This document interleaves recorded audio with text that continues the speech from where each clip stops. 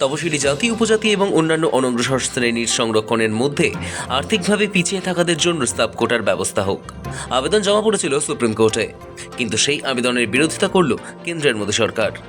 SC, ST, OBC শ্রেণীর জন্য চালু সংরক্ষণে কোনো বিশেষ আর্থিক মানদণ্ড বা পারিবারিক আয়ের ঊর্ধ্বসীমা বিবেচনা করা হবে না, সুপ্রিম কোর্টে হলফনামা দিয়ে জানালো কেন্দ্রীয় সরকার। মামলাকারীরা শীর্ষ আদালতে দায়ের করা মামলায় আবেদন করেছিলেন এসসি, এসটি এবং ওবিসি কোটায় আর্থিক মানদণ্ডের নিরিখে সাব কোটা চালু করা হোক। একই বিশেষ সম্প্রদায়ের মধ্যে যারা অতি দরিদ্র তাদের জন্য বিশেষ কোটা চালুর আবেদন করা হয়েছিল। ভারতের স্বাধীনতার পর সংবিধান চালু শুরু থেকেই ভারতের তপশিলি জাতি ও উপজাতিদের জন্য শিক্ষা এবং সরকারি চাকরিতে সংরক্ষণের ব্যবস্থা চালু হয়। গত শতকের ৯ দশকে চালু হয় অন্যান্য অনুন্নত শ্রেণীর জন্য সংরক্ষণ। তপশিলি জাতি ও উপজাতির ক্ষেত্রে এই সম্প্রদায়ের পরিবারভুক্ত যে কোনো ব্যক্তি সংরক্ষণের সুবিধা পেতে পারেন। তিনি আর্থিক এবং সামাজিকভাবে সমাজের অগ্রবর্তী অংশের অন্তর্ভুক্ত হলেও এই সংরক্ষণ থেকে বঞ্চিত করা যাবে না, এমনটাই সংবিধান ও প্রশাসনিক বিধান।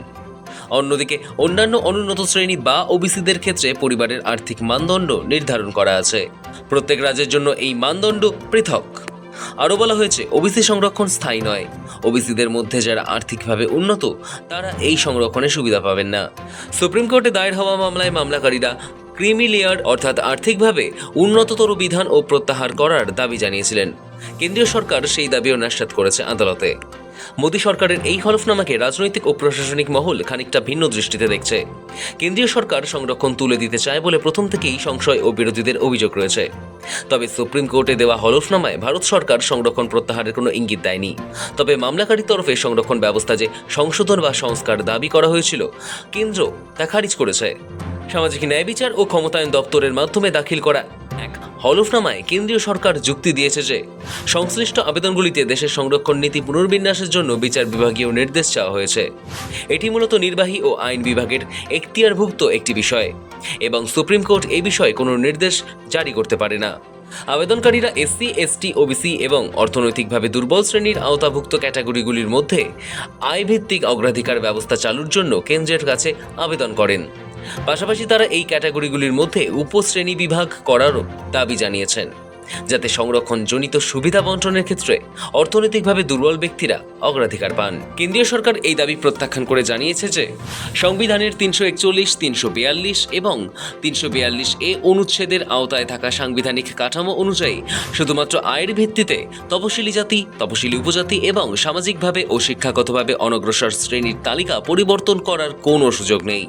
হলফনামায় উল্লেখ করা হয়েছে যে তপশিলি জাতি, তপশিলি উপজাতি এবং সামাজিক ও শিক্ষাগতভাবে অনগ্রসর শ্রেণীর তালিকাভুক্ত বিষয়টি কেবল অর্থনৈতিক অবস্থার উপর নয়, বরং জাতি, উপজাতি ও সামাজিক অনগ্রসরতার মতো ঐতিহাসিক ও সামাজিক মানদণ্ডের উপর ভিত্তি করে নির্ধারিত হয়। শীর্ষ আদালতে কেন্দ্রের সওয়াল, নির্দিষ্ট কিছু কারণের উপর ভিত্তি করে সংরক্ষণের কথা বলা হয়েছে সংবিধানে। এখন স্রেফ আর্থিক অবস্থার কথা চিন্তা করে সংরক্ষণ বিধি বদলানো যায় না। তাই শুধুমাত্র আয়ের ভিত্তিতে সংরক্ষণের যুক্তি গ্রহণযোগ্য নয়। সংবিধান ও আয়ের ভিত্তিতে এই সংরক্ষণের কথা বলে না। ভুল বুঝে এই পিআইএল দায়ের হয়েছে, এমনটাও জানিয়েছে কেন্দ্র। কেন্দ্র আরও জানিয়েছে, যে আবেদন সুপ্রিম কোর্টে জমা পড়েছে সেটা আসলে আদালতের এখতিয়ারভুক্ত নয়। কেন্দ্রের বক্তব্য, আগামী দিনে সংরক্ষণের নিয়ম বদল করতে গেলে সেটা একমাত্র সংবিধান সংশোধনীর মাধ্যমেই সম্ভব। সেই ক্ষমতা রয়েছে একমাত্র পার্লামেন্টের হাতে।